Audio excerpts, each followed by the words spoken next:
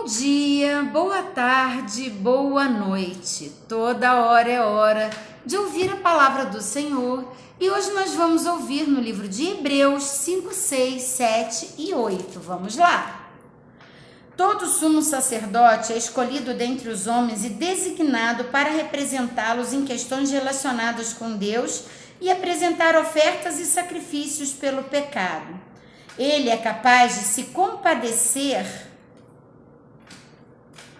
dos que não têm conhecimento e se desviam, visto que ele próprio está sujeito à fraqueza. Por isso, ele precisa oferecer sacrifícios por seus próprios pecados, bem como pelos pecados do povo. Ninguém toma esta honra para si mesmo, mas deve ser chamado por Deus, como de fato foi Arão. Da mesma forma, Cristo não tomou para si a glória de se tornar sumo sacerdote, mas Deus lhes disse: Tu és o meu filho, hoje te gerei. Em outro lugar diz: Tu és sacerdote para sempre, segundo a ordem de Melquisedeque.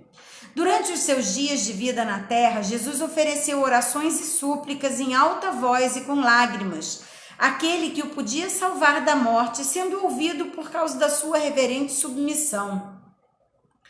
Embora sendo filho, ele aprendeu a obedecer por meio daquilo que sofreu, e uma vez aperfeiçoado, tornou-se fonte da salvação eterna para todos os que lhe obedecem, sendo designado por Deus sumo sacerdote segundo a ordem de Melquisedeque. Quanto a isso, temos muito que dizer, coisas difíceis de explicar, porque vocês se tornaram lentos para aprender. Embora a essa altura já devessem ser mestres, vocês precisam de alguém que lhes ensine novamente os princípios elementares da palavra de Deus.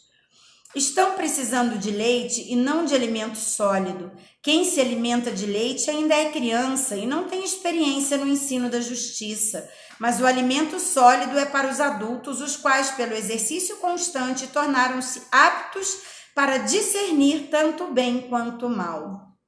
Capítulo 6.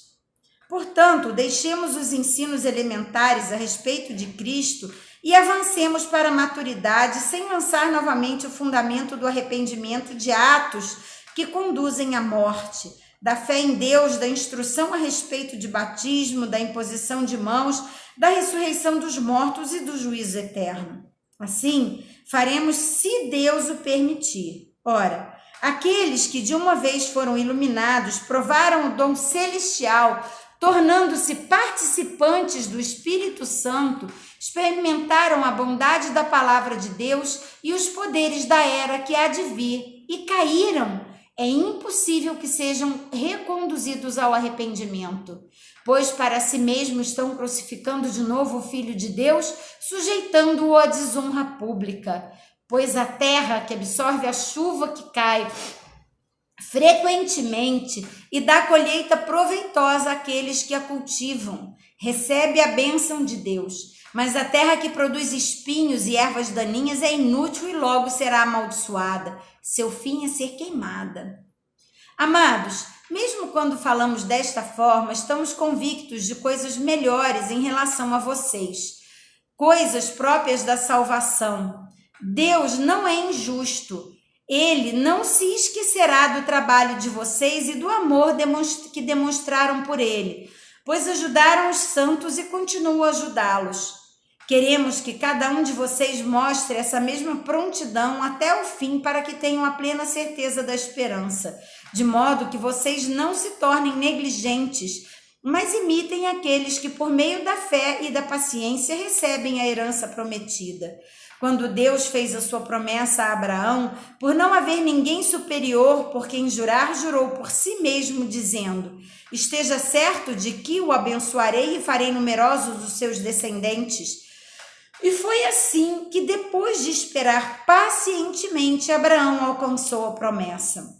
Os homens juram por alguém superior a si mesmos, e o juramento confirma o que foi dito, pondo fim a toda discussão, querendo mostrar de forma bem clara a natureza imutável do seu propósito para com os herdeiros da promessa. Deus o confirmou com juramento para que por meio de duas coisas imutáveis, nas quais é impossível que Deus minta, sejamos firmemente encorajados, nós que nos refugiamos nele para tomar posse da esperança a nós proposta. Temos essa esperança como âncora da alma, firme e segura, a qual adentra o santuário interior por trás do véu, onde Jesus, que nos procedeu, entrou em nosso lugar, tornando-se sumo sacerdote para sempre, segundo a ordem de Melquisedeque. Capítulo 7. Esse Melquisedeque, rei de Salém e sacerdote do Deus Altíssimo, encontrou-se com Abraão quando este voltava. Depois de derrotar os reis, o abençoou e Abraão lhe deu o dízimo de tudo. Em primeiro lugar, seu nome significa Rei de Justiça, depois Rei de Salém, que quer dizer Rei de Paz. Sem pai, sem mãe, sem genealogia, sem princípio de dias nem fim de vida, feito semelhante ao Filho de Deus, ele permanece sacerdote para sempre. Considerem a grandeza desse homem, até mesmo o patriarca Abraão lhe deu o dízimo dos despojos. A lei requer dos sacerdotes dentre os descendentes de Levi que recebam o dízimo do povo, isto é, dos seus irmãos, embora estes sejam descendentes de Abraão. Este homem, porém, não pertencia à linhagem de Levi, recebeu os dízimos de Abraão e abençoou aquele que tinha as promessas. Sem dúvida alguma, o inferior é abençoado pelo superior. No primeiro caso, quem recebe o dízimo são homens mortais. No outro caso, é aquele de quem se declara que vive. Pode-se até dizer que Levi, que recebe os dízimos, entregou-os por meio de Abraão, pois quando Melquisedeque se encontrou com Abraão, Levi ainda não havia sido gerado. Se fosse possível alcançar a perfeição por meio do sacerdócio levítico, visto que em sua vigência o povo recebeu a lei, por que haveria ainda necessidade de se levantar outro sacerdote segundo a ordem de Melquisedeque e não de Arão? Certo é que quando há mudança de sacerdócio, é necessário que haja mudança de lei. Ora, aquele de quem se dizem essas coisas pertencia a outra tribo, da qual ninguém jamais havia servido diante do altar.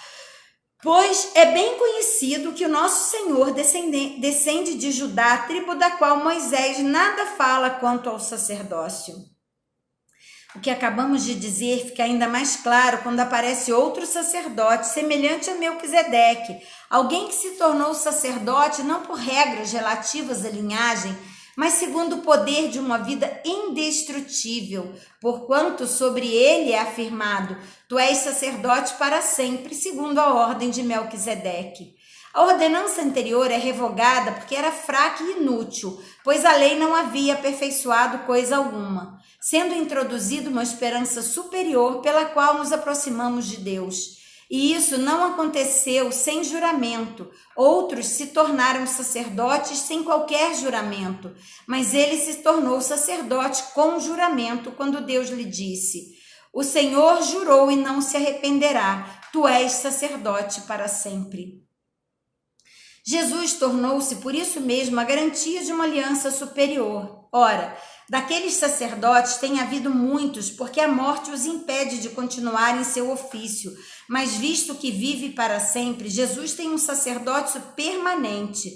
Portanto, ele é capaz de salvar definitivamente aqueles que por meio dele aproximam-se de Deus, pois vive para sempre e intercede por eles.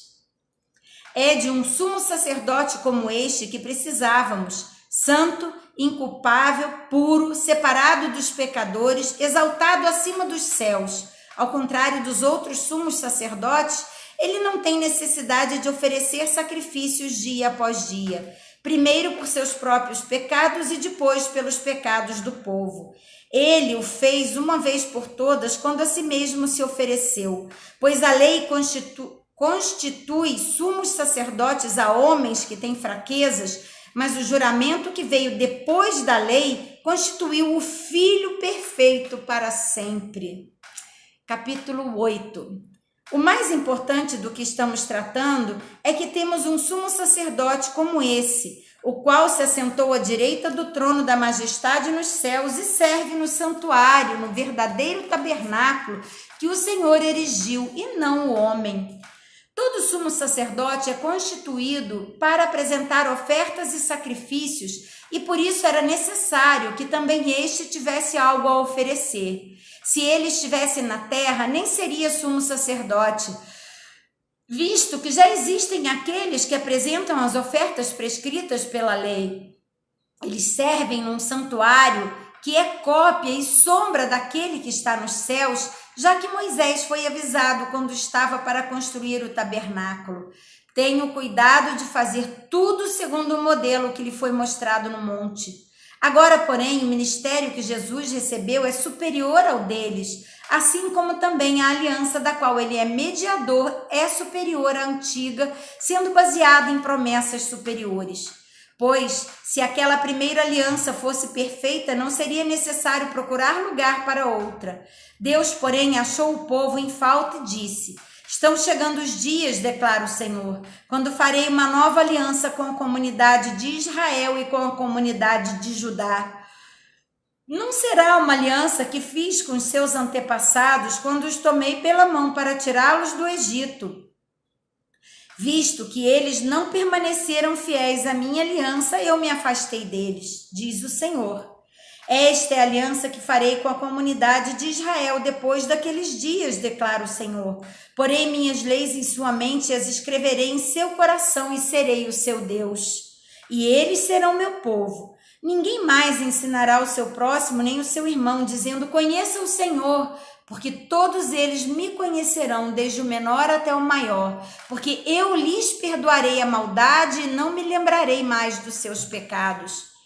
Chamando nova essa aliança, ele tornou antiquada a primeira, e o que se torna antiquado e envelhecido está a ponto de desaparecer. E assim terminamos mais um momento na presença do Senhor. Você já se inscreveu no canal? Obrigada. Ainda não se inscreveu? Se inscreva no canal logo aqui abaixo. Deixe o seu like em cada vídeo que assistir e compartilhe para que juntos possamos fortalecer a fé de muitos irmãos com a palavra viva do Senhor, que é o alimento do nosso espírito.